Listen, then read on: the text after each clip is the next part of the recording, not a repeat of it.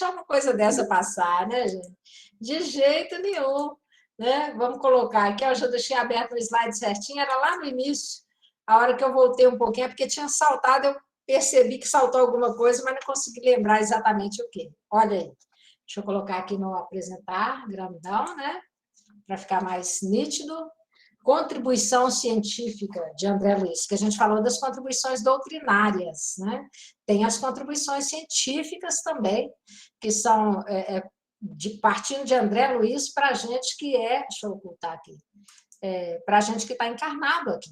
Então, esse trecho aí, eu tornei acessar o site ontem, e a matéria está lá da mesma forma nesse site do Mundo Espírita, .com.br, tá? Essa frase aí é o primeiro parágrafo, é o início da matéria, interessantíssima. Fala assim, olha, as informações inusitadas sobre fisiologia humana, principalmente sobre a glândula pineal e os processos sobre os quais se originam doenças, revelados pelos livros do Espírito André Luiz, psicografados por Chico Xavier, foram objeto de um artigo para uma importantíssima revista médica europeia chamada Neuroendocrinology Letters, volume 34, número 8, em 2013. Tá vendo? Esse é o início da matéria. Aí ele vai discorrer, né, explicando como é que foi feito, né, citando que 60 anos depois do livro Missionários da Luz, os médicos da Terra estavam confirmando informações que ele tinha iniciado e colocado à disposição da humanidade lá há décadas atrás. Né? Então, os processos sobre os quais se originam as doenças, o André Luiz trata muito disso, porque ele vai falar de pessoas desequilibradas, necessitadas, complicadas. Tudo isso é enfermidade. Enfermidade do corpo físico é reflexo da enfermidade do espírito, né, que necessita se aprimorar. Então, muito interessante. Aqui fazemos a nossa homenagem carinhosa e afetiva ao espírito André Luiz e a nossa gratidão pelas contribuições que ele traz também nessa área. Quem quiser aprofundar, é só acessar esse site lá, tá bom, gente? Eu vou, então, passar lá para o finalzinho, onde a gente estava lá já no penúltimo slide, que é o slide da coleção, né, da obra do André Luiz, para a gente conhecer a coleção, aí ela aí, e vamos, então, primeiro responder, que é a pergunta que está no chat. A Izzy, nossa querida Izimari, colocou para nós assim, olha, morrer e desencarnar tem diferença? Gente, tem diferença entre morrer e desencarnar? Para nós espíritas tem, né? Na verdade, se você for olhar a palavra, todos dois estão significando aquela pessoa que se desprendeu do corpo físico, que deixou de existir aqui no plano físico e que retornou ao plano espiritual, né? Tranquilo. Só que quando a gente fala morte, aí tem um peso, né? Principalmente o apóstolo Paulo fala que a morte é o pecado, né? Ou seja, são os equívocos que a gente comete e que depois tem que corrigir, porque ela, em si, como fim das coisas, não existe. Como ele colocou lá, né? Onde está a morte, a tua vitória? Né? Onde está o teu aguilhão? Né? Então, tem diferença. E à medida que a gente vai usando desencarnar, a situação fica mais suave, mais leve, menos dolorosa. A gente chora, vai falar que o espírita não chora? Chora, sofre, sente saudade. Como se fosse um filho que tivesse indo viajar para um país no exterior e que fosse ficar anos longe, sem contato da gente. A gente sente falta, se preocupa sobre como é que a pessoa vai estar e tudo mais, né? É natural do processo da separação momentânea entre as criaturas. Mas o desencarnar suaviza bem mais, né, Isimar? Muito obrigada pela pergunta. Desencarnar é bem mais fácil, é bem mais ao nosso coração suave, e o espírito não se desequilibra tanto. Porque o problema do desencarne das pessoas queridas é o desespero, é o desequilíbrio das criaturas que ficam e que perturbam o processo da desencarnação daquele que está retornando ao plano espiritual. Então, quando a gente aceita isso com naturalidade, com tranquilidade, a situação fica bem mais fácil, né? A Valéria citou lá o livro Voltei, do irmão Jacó, né, Valéria? Que também vai mostrar como a gente não ajuda nesses casos, né? E mais embaixo ela coloca aqui, ó. Com o estudo, o desencarne torna-se mais tranquilo. Conhecimento é libertação.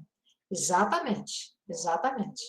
A gente vai aceitando com mais resignação, né? E prosseguindo, seguindo adiante, porque é preciso que aquele que fica também ter a coragem moral, né?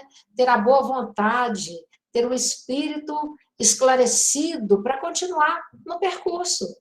Porque a gente está aqui para desenvolver uma tarefa em favor de nós mesmos, do nosso próprio aprimoramento. Quanto melhor a gente fizer agora, mais fácil, mais rápido, nós vamos reencontrar as pessoas queridas do lado de lá, né? É um vasto conhecimento que a coleção Nosso Lar dispensa para nós aí. Aberta, viu, gente, aos comentários e às perguntas. Enquanto isso, vamos citando a coleção Nosso Lar, que agora, né, o que nós queríamos trazer como conteúdo foi o que foi postado antes das contribuições. Vamos agora fazer uma pequena resenha, né, de cada livro desses para a gente aproveitar o tempo. Caso surja alguma pergunta, vamos trabalhar as perguntas que vocês fizerem, tá? Primeiro livro da coleção Nosso Lar. Aqui, primeiro, explicar que esses que estão em cor-de-rosa são os livros em que a psicografia é conjunta, Chico Xavier e Valdo Vieira, com destaque para o livro Conduta Espírita, que está aí no meio dos cor-de-rosas, porque é só do Valdo Vieira. O Chico não participou desse livro. Todos os demais têm a psicografia do Chico, né? E os cor-de-rosinhas ali, exceto Conduta Espírita, o Chico recebe o auxílio do Valdo Vieira, tá bom? Então, feito esse preâmbulo, vamos comentar um pouquinho de cada um, né? Nosso Lar, livro que deu início à série. Livro que a gente já comentou um pouco no início, que o André Luiz narra a sua própria história, né? Ele vai apresentar para nós, não tem jeito melhor de fazer isso do que narrar a própria história, como é que é a realidade espiritual. O que ele fez para ficar no umbral 8 anos, vagando, segundo a obra Nosso Lar, né? Olha, gente, o André Luiz foi uma pessoa na Terra, médico, formado, de evidência aqui no nosso país, no nosso Brasil querido, viveu aqui encarnado final do século XIX, início do século XX, né, pelas narrativas que ele coloca, né, na cidade do Rio de Janeiro, a maior parte do tempo, e tinha uma vida normal, comum, de qualquer pessoa. Inclusive, como médico, ele fazia atendimento de graça para várias pessoas. Eu me dei o trabalho, certa vez, de ficar anotando lá pela narrativa dele quantos atendimentos, e pelas informações do ministro Clarencio, né, que é quem resgata o André Luiz do umbral.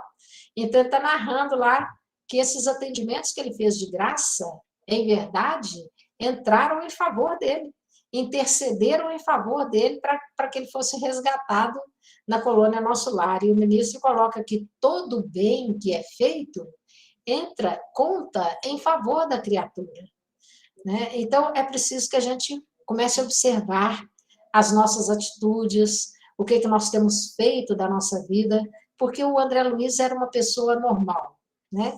Médico, atendia pacientes de graça, tinha lá sua convivência social, mas desencarna como suicida, como está lá no livro. E ele se revolta, se rebela, né? Quando falam para ele, você desencarnou como suicida. Ele, eu não. Alto lá, tem algum engano aí, né? Tem algum engano aí, porque eu me lembro da enfermidade dolorosa, dos curativos que foram feitos nos últimos dias, em que eu estive internado no hospital. Aí ele falou, suicida direto, desses que atentam contra a própria vida de forma violenta, você não teve mesmo, não. Mas gastou as energias de forma desequilibrada, né? Desequilíbrio na alimentação, desequilíbrio na enfermidade que ele adquiriu, né? E a situação foi se agravando, porque principalmente os pensamentos e emoções. Ele era meio colérico, vamos dizer assim, né? Reagia rapidamente, se enraivecia. E o Silas, né, o ministro Clarencio também, nesse processo de análise, falam para ele, olha, eram como se fossem jatos de energia negativa despejados no organismo. O corpo físico vai sendo bombardeado pelos nossos pensamentos desequilibrados. É importante cuidar do nosso pensamento. E o André Luiz vai tratar disso durante todo o processo da obra. Então, o Nosso Lar é aquela obra pioneira, reveladora, que apresenta para a gente se surpreender com um plano espiritual que tem de tudo. Tem planta, tem casa, tem cidade, tem animal, né? Ele cita tudo isso lá no livro Nosso Lar, para mostrar para a gente que a vida continua e continua mesmo, né? E que muitas pessoas nem percebem que desencarnaram, dado a circunstância que encontram, de como se estivessem vivendo na matéria, porque aí o perispírito está no mesmo grau de densidade da matéria daquela região em que eles estão vivendo, e aí ele não tem nem noção, né, de que desencarnou. Mas no caso do André Luiz, ele percebeu, pela leitura que nós fizemos aqui das frases, capítulo 1 e 2 do livro Nosso Lar, ele sabia que estava desencarnado, percebia que a situação era diferente, que a região era diferente, e teve dificuldade para compreender isso, né? Fez muitas preces decoradas, e nada contra as preces decoradas, porque o Pai Nosso é uma prece belíssima, que o próprio Cristo ensinou, que está no Evangelho, que merece todo o nosso carinho, estudo cuidadoso e atenção para a gente perceber os ensinamentos do Cristo ali, né? Mas a prece decorada, repetida rapidamente, sem sintonia, sem objetivo, não sobe meio metro do chão. Então, o André Luiz fez muitas preces decoradas que não ajudaram ele em nada. Até que depois de muito caminhar, de muito sofrimento, ele então para e resolve mudar intimamente a postura e recorrer ao Senhor da vida, né? A Deus, ao Pai Criador. Fala, não é possível, ele sabia que estava desencarnado. Então, existe um Senhor da vida, e é a esse Senhor que eu vou recorrer. E quando ele se move em pensamento, em sentimento, independente das palavras que estão sendo ditas, aí vibratoriamente ele consegue subir, mudar o seu padrão e enxergar o ministro Clarencio, que estava ali ao lado dele para socorrer, para amparar, né, para resgatar. Então, é belíssimo o livro Nosso Lar. Recomendo, né, com todo respeito pelo filme, né, pelos seminários, né, gente, pelas resenhas, pelos estudos, nada substitui a leitura do livro. Calmamente, tranquilamente, observando os ensinamentos que tem ali. É muita coisa para o nosso coração. Começa do livro Nosso Lar e ó, vai colocando na sequência, porque o André Luiz tem uma forma didática de apresentar. Né? Vocês vão ver pela sequência dos livros aqui, se a gente for lendo devagar, com tranquilidade e absorvendo na sequência, quando você terminar essa coleção, você está com um edifício espiritual sólido, construído, aí é só colocar em prática, né? Aí é só partir para o trabalho, né? E vale muito a pena. Então, Nosso Lar é esse livro pioneiro. Os Mensageiros, né? Vem aqui Os Mensageiros, o segundo livro. O segundo livro trata imediatamente das falências dos espíritas. André Luiz não perde tempo.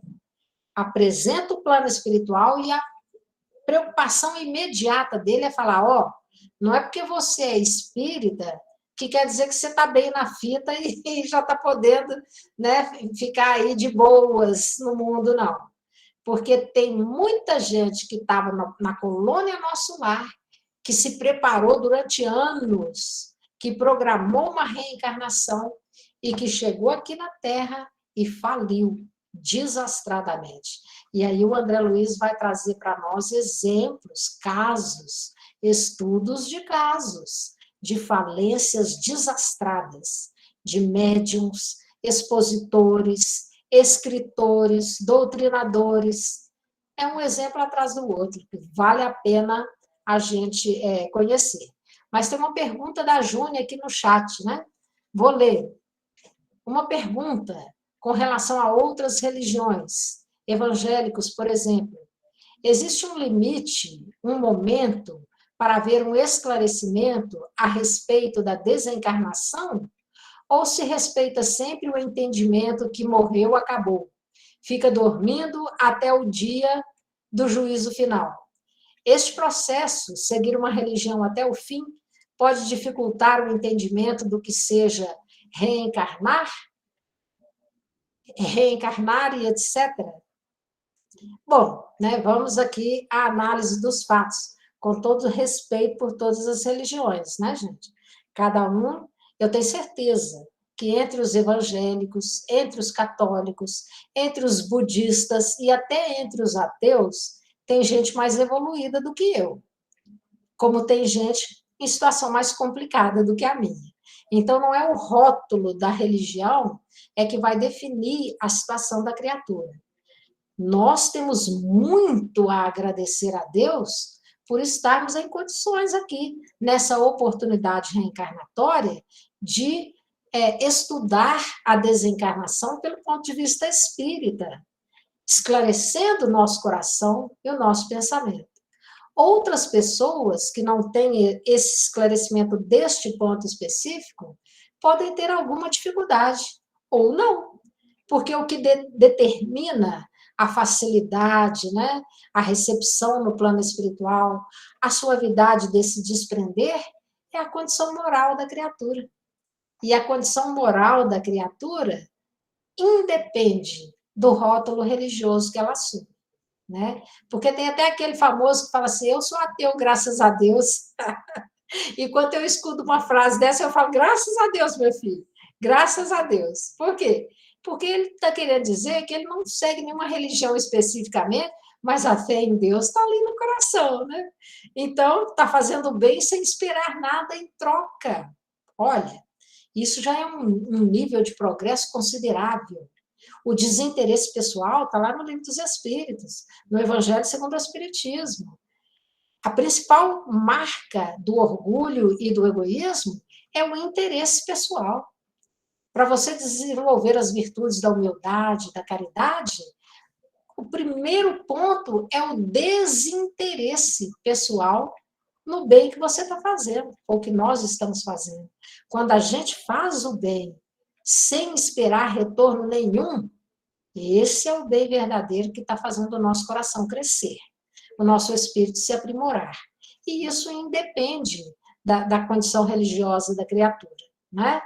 Elas são, como dizia o Solião, né? A Júnia aí que conheceu o Solião, as religiões são bengalas, bengalas. E a gente vai usar enquanto a gente precisar delas, né?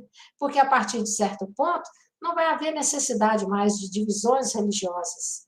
É o sentimento da criatura e a sua conexão com Deus e a prática da caridade por excelência sendo executada amplamente em todos os aspectos da vida, né? Então, espero ter auxiliado um pouco aí. Que a doutrina espírita facilita, isso não tenha dúvida. Falando sobre o livro E a Vida Continua, que é esse último da coleção, o ano passado, no seminário aqui do Abrigo da Luz, né, a gente comentava que o André Luiz trouxe para a gente esse esclarecimento todo, e no final aquela história mais simples, uma história que a gente fica assim, uai, mas não vai ter nada depois, não? Por que terminou assim, desse jeito? Fica aquela sensação de, não, traz mais coisa para nós, traz mais um livro, mais outro livro. Mas o que o André Luiz está mostrando para nós? Olha, chegou o momento do trabalho. Está todo mundo promovido a trabalhador.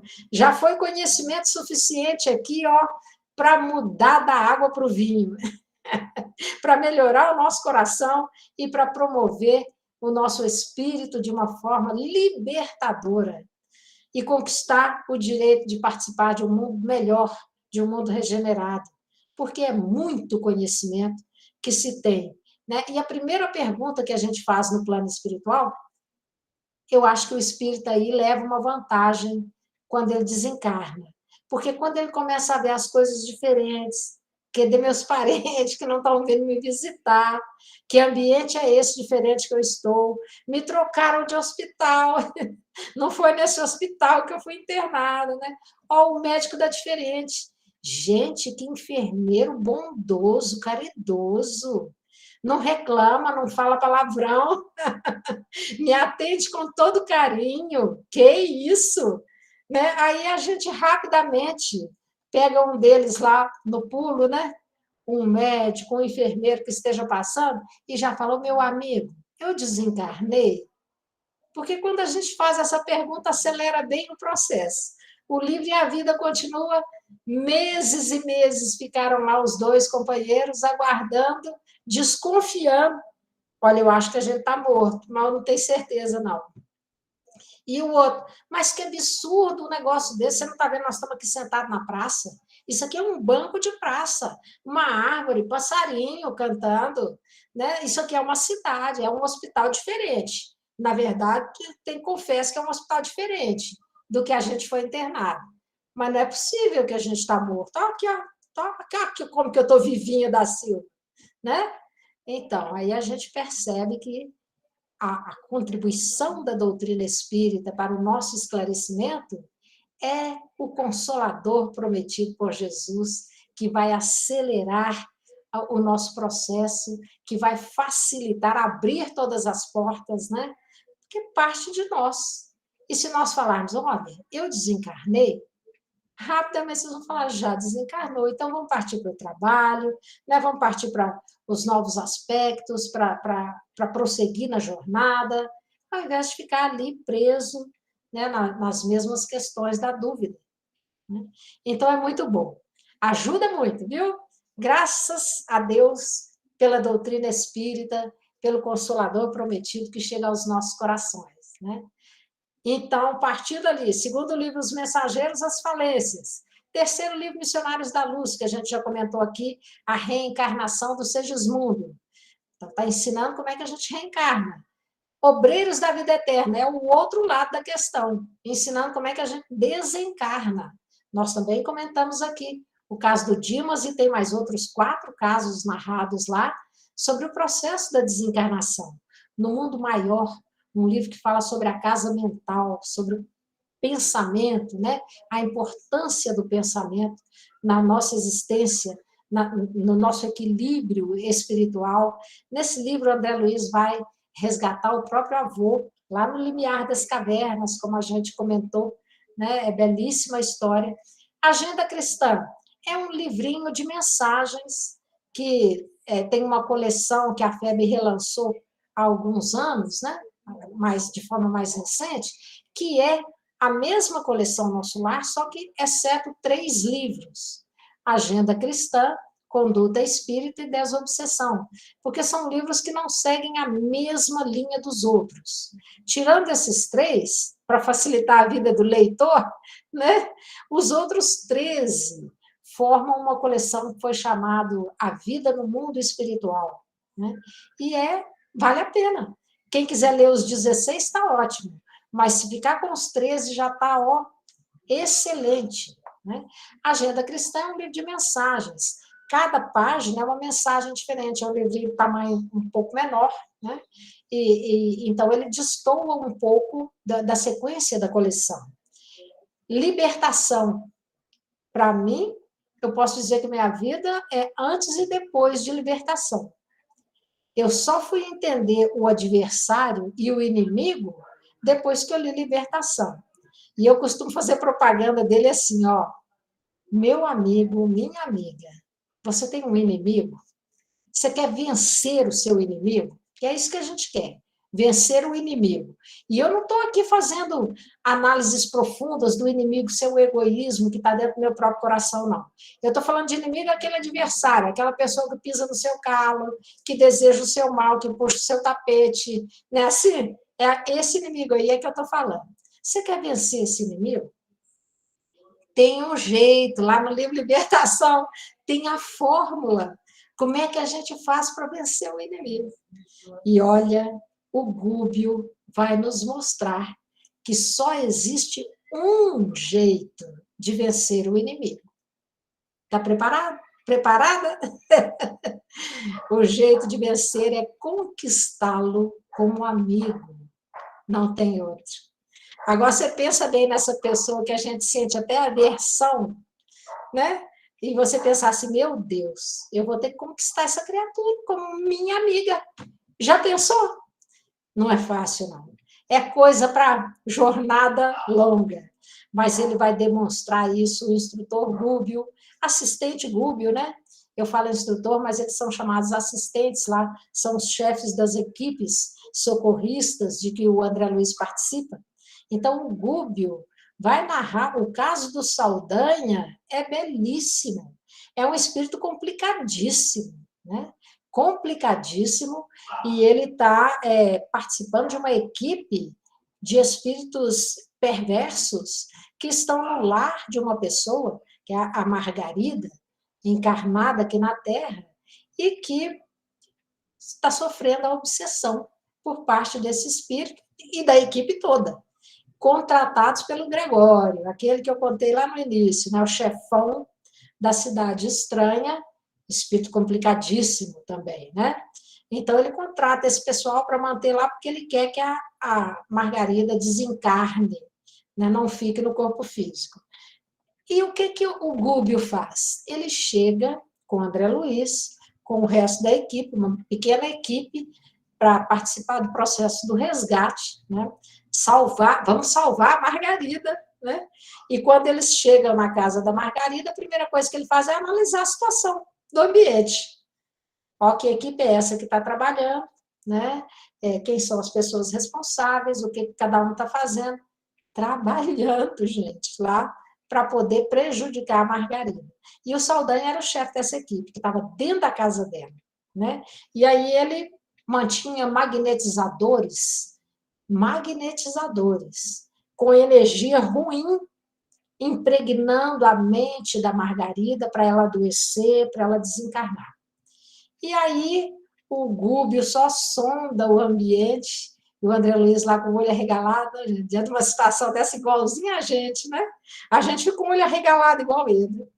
Olhando aquilo tudo ali, a Margarida foi filha do Gúbio em encarnação anterior. E ele chega nesse ambiente como se ele fosse mais um dos trabalhadores contratados por aquela equipe maligna. Tem que ler o livro para entender, né? Lê o livro para entender. E aí ele adentra essa equipe e fala: a primeira coisa que nós temos que fazer é compreender o coração do Saldanha, o inimigo, né, que estava ali para prejudicar o chefe da equipe. E aí, quando ele deixa o trabalho, jornada de trabalho, Saldanha estava lá e muda o turno, entra um outro para substituir e ele sai. E o Gúbio fala: tá aí, deixa, vamos atrás, vamos ver como é que é a vida de Saldanha, entender as razões dele para estar prejudicando a Margarida desse jeito. E ele sai, e é belíssima a história, porque o Saldanha está, coitado, numa peleja, o filho está num manicômio, internado num hospício, condenado por um crime que ele não cometeu, obsidiado pela própria esposa e pela mãe, desencarnadas, que estavam vinculadas a ele lá naquele hospício. E ele chegava e via aquelas 3 criaturas que ele ama, né, envolvidas em dor e sofrimento, e ele sem conseguir fazer nada. Saía dali da visita do filho, ele ia visitar a neta. A neta trabalhava na casa de um juiz como empregada doméstica e era assediada sexualmente pelo filho do juiz. E o Saldanha ficava tão desesperado que ele tentava esmurrar o filho do juiz, ficava dando murro no ar, porque o espírito dá murro na gente, a gente não vai nem saber que o espírito está ali, né? E o coitado chegava e ficava revoltado, né? E dava murro no ar, né? Júnior, seu microfone abriu aí, fecha aí para mim. E ele dava murro no ar, e aí conseguiu. Ele saía de lá em desequilíbrio, desesperado, porque não conseguia ajudar nem a neta, nem o filho, né? E nem a esposa dele, que já estava desencarnada, a nora, que estava desencarnada lá, aquela situação delicada. Aí o Gúbio, pronto, estamos aí com o retrato do Saldanha, com todas as dificuldades dele. Então, vamos ajudar o nosso irmão. Né? E aí ele chega perto do filho do Gúbio, do Saldanha, né? E o Saldanha lá junto, e o Gúbio, então, começa uma prece belíssima pelo perseguidor, pelo inimigo, né? Gente, é prece para emocionar o nosso coração. Eu confesso para vocês, eu já li, não vou citar quantas, não, algumas vezes o livro Libertação, em todas elas eu choro. Em todas elas eu acompanho essa história belíssima de resgate, né? E o Gúbio faz aquela prece e a luz se irradia dentro daquele quartinho de hospício e descendo do alto em jatos enormes. O Saldanha, coitado, ele pula num canto do quarto, fica encolhido lá no canto, assustadíssimo, porque ele não esperava um trem desse, né? Uma prece maravilhosa dessa e o auxílio que desce do alto e a libertação, né, daqueles três emaranhados ali. Então, a esposa e a nora desencarnadas que estavam obsidiando o filho do Saldanha, de repente recuperam a lucidez e se desvinculam do filho que estava ali e são recolhidas e encaminhadas para um posto de socorro para receberem tratamento. O filho do Saldanha recebe também as energias, recobra o seu equilíbrio, porque saiu o processo obsessivo e respira aliviado, e o Saldanha não tinha de onde tirar a gratidão. E o Gubi ainda vai mais longe, porque ele vai lá e ainda resolve o problema da neta do Saldanha, que acaba casando com o filho do juiz. Né? Ô, gente, contei tudo, dei spoiler, tem gente que é chato. Fala, não dá spoiler, não. Eu quero ler o livro. Eu vou contar para vocês uma coisa. Se fosse ficção científica, se fosse um filme, né? Que a gente está vendo no cinema e tudo mais, eu também não ia querer spoiler, não. Ah, deixa eu assistir. Mas nós não estamos falando disso, não. Nós estamos falando de histórias reais, verdadeiras. Vai lá e lê mais, porque tem muito mais naquele livro do que esse pouquinho que eu estou trazendo aqui para vocês, essa pálida noção do que seja. É belíssimo o livro, é belíssimo o resgate. A gente compreende o que é o inimigo, a gente passa a perceber que alguém só nos prejudica porque ele não está feliz. A pessoa que está bem, que está feliz, ela não perde tempo em jogar pedra nos outros, em ofender, em puxar tapete, não tem nada disso, porque ela está bem, está tranquila, está zen, como diz o pessoal. Agora, aquele que vem puxar tapete, jogar pedra, pisar no nosso carro, é por quê? É porque ele está sofrendo, ele está enfermo, ele está desequilibrado. Então, é um ponto de compreensão, é o outro lado, é o virar o jogo. Aí a gente fala, opa, ele não está bem, ela não está bem. Por isso que está fazendo isso. Foi o que o Gúbio fez, foi lá e falou, olha, ele está fazendo isso tudo porque ele está numa luta terrível, em duas frentes ali, pelas pessoas que ele ama, sem conseguir resultado nenhum. Né? Ô, gente, é muito que a gente recebe, viu? Com a leitura da obra Nosso Lar, de toda a coleção, né? Que inicia pelo livro Nosso Lar.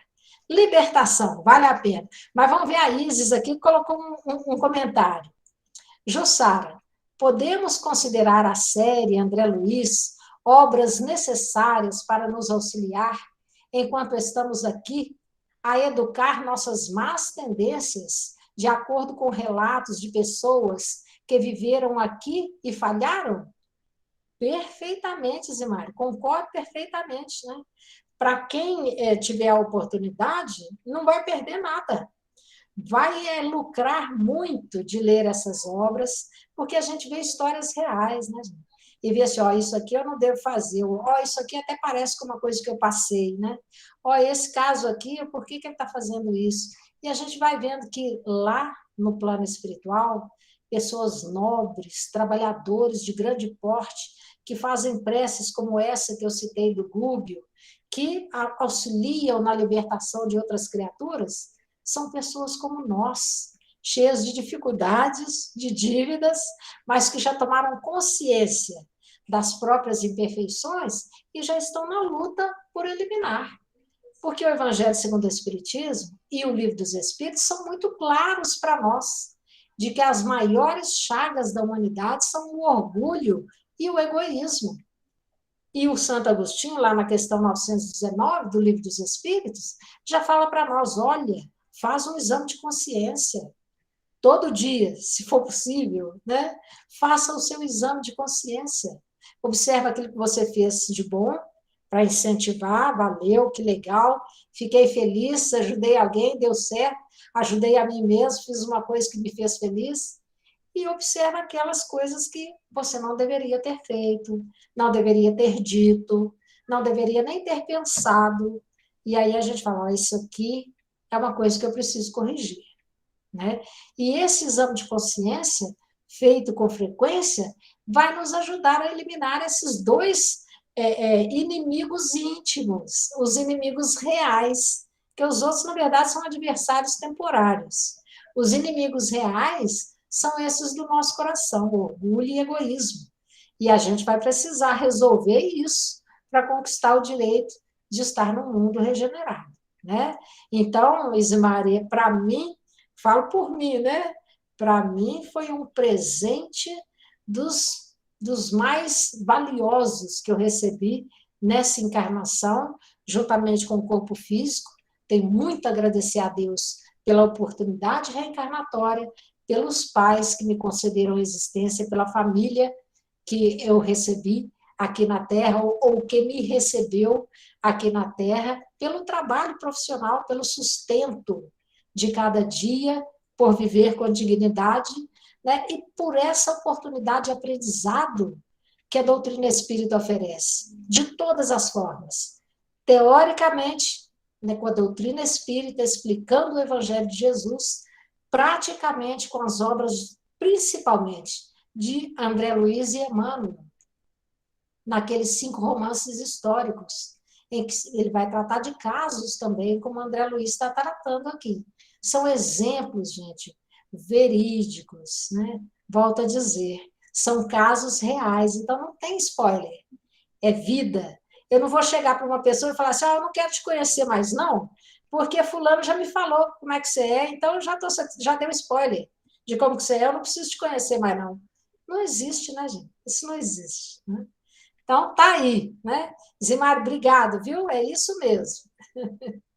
Entre a terra e o céu. Agora nós vamos correr, né, gente? Atrás dos livros, entre a terra e o céu. O instrutor, o assistente é o Clarence, o ministro Clarence está de volta nesse livro. Ele vai satisfazer aquela nossa curiosidade. Quem que eu fui? Eu estou aqui por quê? O que eu fiz para estar aqui desse jeito? Então, a história do Entre a Terra e o Céu é um emaranhado que, se você não ficar atento, você até perde o rumo. E o próprio ministro Clarence fala isso, olha, aqui nós não vamos abrir mais o leque, porque senão vai puxar mais coisa e a história vai ficar muito grande para caber num livro. Para caber num livro sendo contado. Então, tem coisas que ele corta, né? Mas ele vai contar 2, 3 encarnações de cada um dos principais personagens que estão ali envolvidos. A maioria se lembra da história do menino Júlio, né, que desencarna afogado aos 8 anos de idade, e que, na verdade, era a reencarnação de um suicida reincidente. Tinha cometido suicídio mais de uma vez. E que nessa oportunidade reencarnatória, ele finalmente não comete suicídio, mas desencarna afogado, ainda na fase infantil, no seu início de processo de resgate, né, de reajuste com a própria consciência das situações anteriores. Então, narra 2 existências anteriores dele, como é que chega nesse processo, né, e dos personagens principais, a gente vai atentamente vendo quem foi o quê, quem fez o quê para estar onde, esse tipo de coisa que chega no coração do espírito e uma hora a gente quer saber.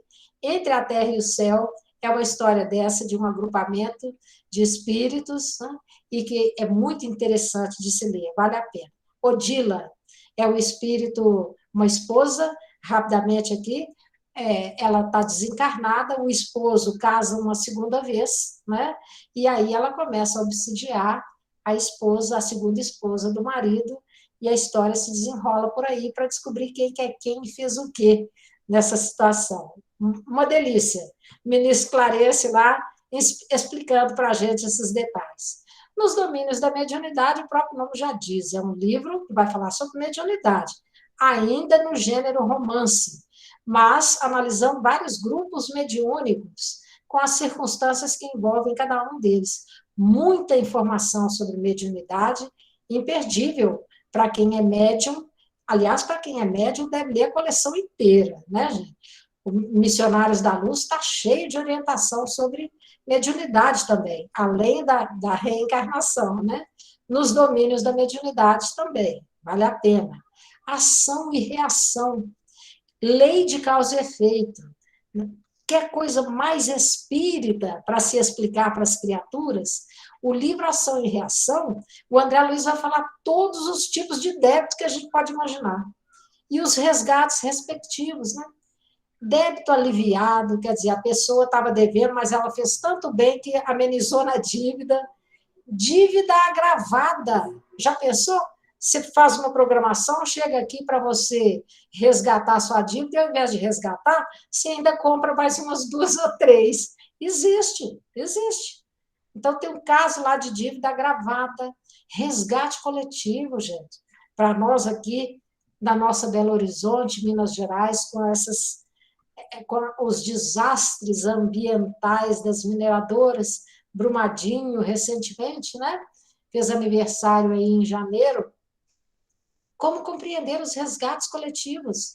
Tem lá no livro Ação e Reação, assim como outros tipos de débito que ele cita lá, vale a pena, porque amplia muito a nossa visão da circunstância da vida e compreensão do que acontece, dos fatos, né? Aí entramos nessa linha aí dos livros em rosa, que já são os livros que têm 2 médiuns, Chico e Valdo Vieira. Evolução em Dois Mundos e Mecanismos da Mediunidade são livros técnicos. Não tem romance, não tem estudo de caso, são livros teóricos para a gente ler, estudar e compreender. Como o próprio nome diz, Evolução em Dois Mundos. O André Luiz vai falar sobre evolução, detalhadamente. Tão detalhadamente que esse livro tem seu próprio dicionário. Eu vou até mostrar para vocês que está aqui pertinho. Né? Eu acho que ele nem é editado mais, viu, gente? Ah, que trem chique, ó. Elucidário do livro Evolução em Dois Mundos, porque é tanto termo técnico, específico das áreas de medicina, de biologia, da química, que o André Luiz usa, que aí eles fizeram esse dicionáriozinho e lançaram para facilitar a nossa compreensão. Mas isso foi antes da internet, né, gente? Porque hoje, qualquer coisa que você queira saber, pergunte ao Google que ele te responde, né? E encontre uma boa resposta lá. Então, são livros técnicos. Mecanismos da Mediunidade é quase um curso de física, eletricidade, ondas, né? Circuito fechado, circuito aberto. Então, assim, vale a pena. É livro técnico, mas aprofunda a compreensão e o conhecimento desses assuntos especificamente. Conduta Espírita, que é a psicografia só do Valdo Vieira, é um livro direcionado para o espírita, com foco na conduta. Como que o espírita deve se comportar perante a família, perante Jesus, perante a política, perante a tribuna espírita, perante o parente, perante tudo, perante a natureza, perante o livro, né? Então, vale a pena. São pequenas páginas, cada uma com um tratamento de como o espírita deve se comportar. Sexo e Destino. Retornamos ao gênero romance nesse livro. Como o próprio nome diz, é uma história que envolve sexo, né? São ali personagens interligados e uns aos outros, vinculados por questões sexuais. E o André Luiz vai nos informar dos institutos que tem no plano espiritual de reeducação na área do sexo para as pessoas desequilibradas nessa área. A história é belíssima, vale a pena, né? É o livro grosso, né, dos livros com mais páginas, né, que o André Luiz traz para nós, mas vale a pena, é muito aprendizado. E o próprio título atrai muito, principalmente os jovens, né? Vale a pena. Desobsessão já é um livro técnico, que não faz parte da coleção dos 13, Vivendo no Mundo, a Vida no Mundo Espiritual, e ele é mais antigo, do ponto de vista das orientações que ele passa, específicas daquela época, para a constituição de uma reunião de desobsessão, por exemplo. Tem lá fotos, né? Orientações de como deve formar uma equipe, né? A alimentação e etc. Então, é um livro técnico também. Né? E o último livro é um romance, para fechar a questão, e a vida continua. Nesse livro, o André Luiz não participa da equipe socorrista, ele é o narrador do livro, para nossa surpresa, ele só narra a história, ele não interfere nos acontecimentos, está só narrando, e é esse livro que a gente fica com aquele assim, por quê? Por que ficou assim? E que demorei um tempo, mas consegui perceber que o que ele queria era falar para a gente, pronto, acabou, o curso está completo, você agora é um trabalhador. E é o que ele quer dizer para nós é o seguinte, meu amigo, minha amiga, sabe aquele espírito luminoso que vai descer do alto para resolver a desobsessão dentro da sua casa, que vai auxiliar ao seu parente enfermo dentro da sua casa, que vai apaziguar uma discussão, uma briga, que vai resolver problemas intrincados, familiares? O espírito iluminado que vai descer para fazer isso já desceu. É você, sou eu, somos nós, espíritas esclarecidos pela doutrina espírita, compreendendo o Evangelho de Jesus, observando e aprendendo com os estudos de casos apresentados por André Luiz e por Emmanuel e por outros espíritos, e que já dá conta de fazer isso. Faça uma prece fervorosa hoje. Proposta, só proposta. Convite, né? Faça hoje uma prece fervorosa. Interceda por alguém. Prepare-se em algum momento, talvez antes de deitar, não sei, aquele momento que você sentir com a melhor sintonia, e descubra-se, porque a sua luz já existe, meu amigo. A minha luz também, minha amiga, né? E a gente está aqui é para brilhar. A gente está neste mundo de provas e expiações, neste momento, é para testemunhar, é para exemplificar tudo isso que nós temos aprendido. É isso que eu entendi da obra do André Luiz, né? Tem aqui últimos comentários, já são só agradecimentos. A Valéria colocou uma curiosidade. Não tem problema ler sem ser na sequência? Excelente pergunta, Valéria. Não tem problema. Os livros são independentes entre si. Agora, eu recomendo muitíssimo que sejam lidos na sequência. Ah, mas eu já li o Nosso Lar. Começa de novo. Não vai perder nada por ler 2, 3 vezes, não, viu? Vai até ganhar, porque vai observar coisas que não viu antes, né? Procure colocar nessa sequência, porque ela é pedagógica, né? É método, é disciplina. E quando a gente faz essa sequência, a construção fica mais fácil, mais bem feita. Né? Porque você pode mudar algumas coisas. Você está construindo uma casa, às vezes você põe uma porta antes, né? Deixa a janela, às vezes não dá é para você pôr o telhado antes do alicerce, não tem jeito. Né? Eu vou te contar, Evangelho e doutrina espírita são os alicerces nossos. Mas pode ler fora da sequência, sim, viu? Fiquem à vontade. Gratidão infinita, enorme, porque falar do André Luiz é uma grande alegria para o meu coração, né? Rever e reler essas obras. É sempre muito aprendizado e essa oportunidade maravilhosa, eu agradeço muito ao pessoal do Religar, viu, Valéria? Muito obrigada. A vocês todos que compartilharam aqui comigo esses momentos, né? As perguntas, as participações no chat. Gratidão infinita. Muito obrigada, viu? Fiquem com Deus.